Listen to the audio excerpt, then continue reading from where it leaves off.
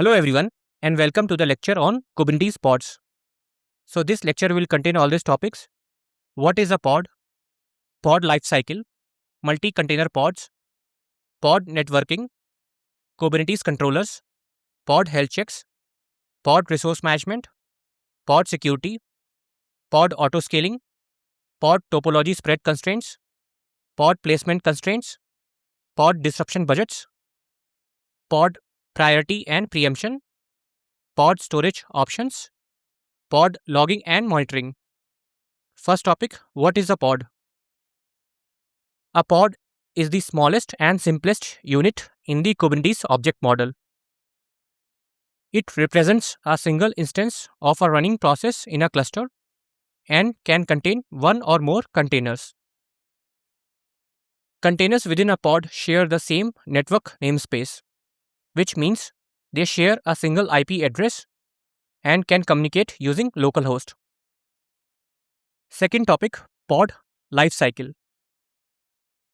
So first, state is pending. A pod is in this state when it has been accepted by the Kubernetes system, but one or more containers have not been started yet. Next state is running. A pod is in this state when all of its containers have been created and at least one is in the running state. Next one, succeeded. A pod enters this state when all of its containers have completed successfully. And next one, failed. A pod enters this state when at least one container has terminated in failure. Third topic, multi-container pods. Containers within a pod can share the same storage volumes, which allows them to access the same files.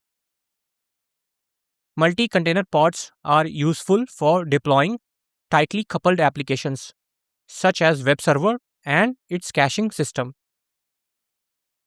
Containers within a pod can communicate with each other using localhost and shared environment variables. Fourth topic, pod networking. All containers within a pod share a single IP address and port range, which allows them to be treated as a single unit for networking purposes. Containers within a pod can communicate with each other using localhost. To expose a pod's functionality to other pods or external clients, Kubernetes services can be used. Fifth topic, Kubernetes controllers. So first one, replication controllers. Replication controllers ensure that a specified number of pod replicas are running at any given time. Replica sets are an updated version of replication controllers, offering more flexibility and functionality. Deployments provide declarative updates for pods and replica sets, such as rolling updates and version management. Next, stateful sets are used for deploying stateful applications that require stable network identities and persistent storage. Daemon sets ensure that a single pod runs on all or a selection of nodes in the cluster, typically used for node-level tasks like log aggregation or monitoring. Sixth topic is pod health checks.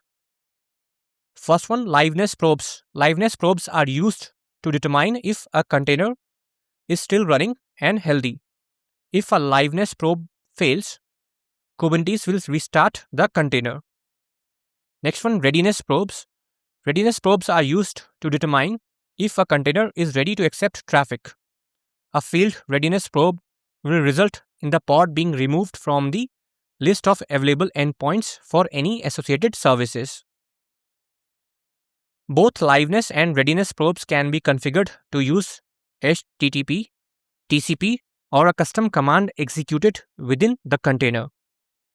Seventh topic is pod resource management. Resource requests are used to specify the minimum amount of CPU and memory required by each container within a pod. Kubernetes will use this information to schedule the pod on a suitable node. Resource limits define the maximum amount of CPU and memory that a container is allowed to use. If a container exceeds its limit, it may be terminated or throttled. Based on resource requests and limits, Kubernetes assigns quality of service classes to pods, such as guaranteed, burstable, or best effort, which impact pod scheduling and eviction decisions. Eighth topic is pod security. Security context. Security context defines security settings and access control for containers within a pod, such as user and group IDs, file system permissions, and SE Linux and AppArmor profiles. Pod security policies are cluster-level resources that allow administrators to set fine-grained security controls on pod creation and updates. Network policies define how pods are allowed to communicate with each other and other network endpoints, providing an additional layer of security. Ninth topic is pod autoscaling. First one is the horizontal pod autoscaler, HPA. So HPA automatically scales the number of pod replicas based on CPU utilization or custom metrics, helping to handle increased load without manual intervention. Next, we have vertical pod autoscaler and VPA, adjust the CPU and memory request and limits of pod based on historical usage, optimizing resource utilization. And third is the cluster autoscaler. Cluster autoscaler scales the number of nodes in the cluster up or down based on the overall resource demand, ensuring efficient resource usage while maintaining availability. 10th topic is pod topology spread constraints. Pod topology spread constraints help balance the distribution of pods across different nodes, zones, or other defined topology domains, ensuring even resource usage. Spreading pods across multiple domains improves the availability of applications by reducing the impact of node or zone failures. Custom topology keys can be defined based on node labels, and that allows fine-grained control over pod distribution. 11th topic is pod placement constraints. First one, pod affinity. Pod affinity allows specifying that certain pods should be placed on the same node or in the same topology domain as other pods. This can be useful for scenarios like co-locating services for better performance. Next, we have pod anti-affinity. Pod anti-affinity ensures that certain pods are not placed on the same node or topology domain as other pods, providing fault tolerance and load balancing benefits. Node affinity is a related concept that allows specifying constraints on which nodes a pod can be scheduled based on node labels. 12th topic is pod disruption budgets.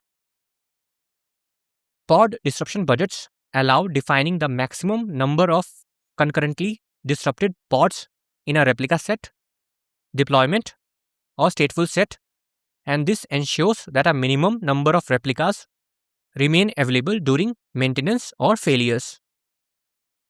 Pod disruption budgets help maintain high availability of applications, even during cluster updates, node failures, or other disruptions. Pod disruption budgets consider both voluntary disruptions, for example, cluster updates, and involuntary disruptions, for example, node failures, to ensure application availability. 13th topic is pod priority and preemption. Pod priority classes allow assigning different priority levels to pods, influencing their scheduling order and preemption behavior. When the cluster does not have enough resources to schedule all pending pods, Kubernetes may preempt, that is, remove lower priority pods to make room for high priority ones. And this ensures that important workloads have access to resources and can be scheduled promptly, improving overall cluster performance and responsiveness. 14th topic is pod storage options. First one, empty DIR. A temporary storage volume that is created when a pod is assigned to a node and lasts for the lifetime of the pod. It is useful for sharing data between containers in a pod or storing temporary or cache data. Next one, host path, a storage volume that mounts a directory or file from the host node's file system into the pod. This is useful for accessing system level services or data, but it can also lead to security risks and is not portable across nodes. Next, we have persistent volumes and persistent volume claims. Persistent volumes represent physical storage resources in a cluster, while persistent volume claims are requests for those resources by a user. This model provides a way to manage persistent storage that is independent of pods and containers, ensuring data persistence across pod restarts and node failures. 15th topic is pod logging and monitoring. Container logs. So Kubernetes aggregates logs from all containers within a pod, and this allows developers and administrators to easily view and troubleshoot issues. Kubernetes metrics. The system exposes various metrics about pods, containers, and other resources, which can be used to analyze performance and resource usage. Monitoring tools integration. Kubernetes can be integrated with the various monitoring tools such as Prometheus, Grafana, or ELK stack for a comprehensive view of the cluster's health and performance. And that's all. Thanks for watching.